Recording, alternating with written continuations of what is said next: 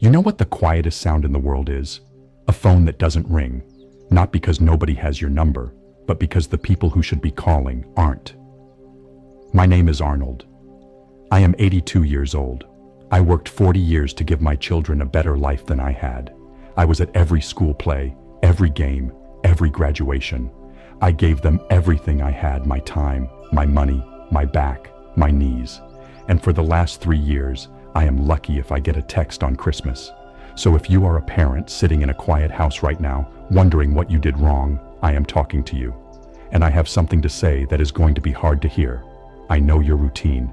You pick up the phone, you dial the number, you get the voicemail, and you leave a message, "Hey, it's Dad, just checking in, call me back when you get a chance," and then you wait, and you check the phone, and you wait some more, and nothing, so you call again, you send a text. You try to find the right words, the words that don't sound needy, the words that won't push them further away.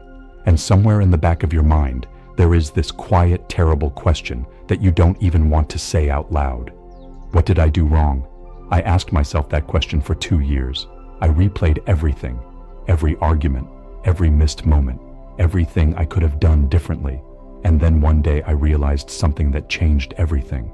I had a neighbor named George, wonderful man, raised 4 kids basically by himself after his wife passed, gave everything to those children. And when his kids grew up, they drifted, busy lives, different cities, calls getting shorter and shorter. George did what most parents do. He called more, he tried harder, he sent gifts, sent money, sent long letters explaining how much he missed them, and every time he reached out, they pulled back a little more. I watched this happen for years, and I didn't understand it. How could they treat him that way? He was a good man, he gave everything. Then one evening, George told me something that I have never forgotten. He said, "Arnold, I finally figured out what I was doing wrong. Every time I called, I was calling from a place of need. I needed them to fill something inside me, and they could feel that need coming through the phone, and it felt like weight, like a burden. And people, even your own children, will walk away from weight if you give them enough time."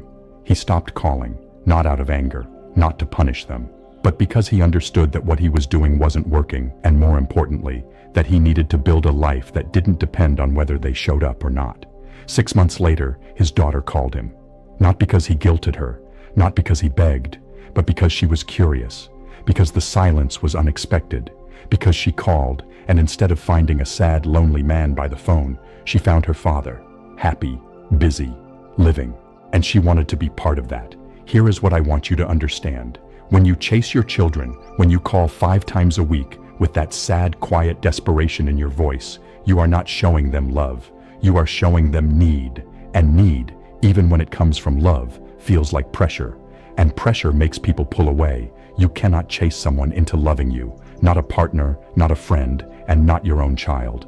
What you can do, the only thing that actually works, is become someone they want to come back to. That means building a life, a real life, not sitting by the window waiting. Join something, learn something, go somewhere. Pick up the thing you put down 20 years ago when life got busy. Get your hands dirty with something that makes you feel alive, not to punish them, not to make them jealous, but because you deserve a full life. Because you did your job, you raised them. The contract is complete. You are not their parent anymore in the way you used to be. Now you have to figure out who you are when you are not needed. And when you figure that out, when you become genuinely happy and full and present, something interesting happens. They start wondering about you. So here is what I want you to do. Put the phone down. Not forever. Not as a punishment. Just stop making them the center of your universe. Go build the garden. My grandfather used to say, if you chase a butterfly, it flies away. But if you build a beautiful garden, the butterfly comes to you. And even if it doesn't, you still have a beautiful garden. Build your garden. Fill your days. Forgive yourself for whatever you think you did wrong. You did your best. That is enough. And if they come back, wonderful. Welcome them in. And if they don't, you will be okay. Better than okay. Because your life will be full and real and yours. My phone hasn't rung in months, but I am building a table in my workshop today, and I am making a good dinner tonight, and I am living.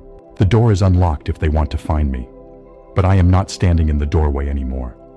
If you are a parent going through this, tell me in the comments. Not to complain, not to vent, just to say I am here. I understand. And I am choosing to live anyway, because you are not alone in this, and you deserve more than a quiet phone.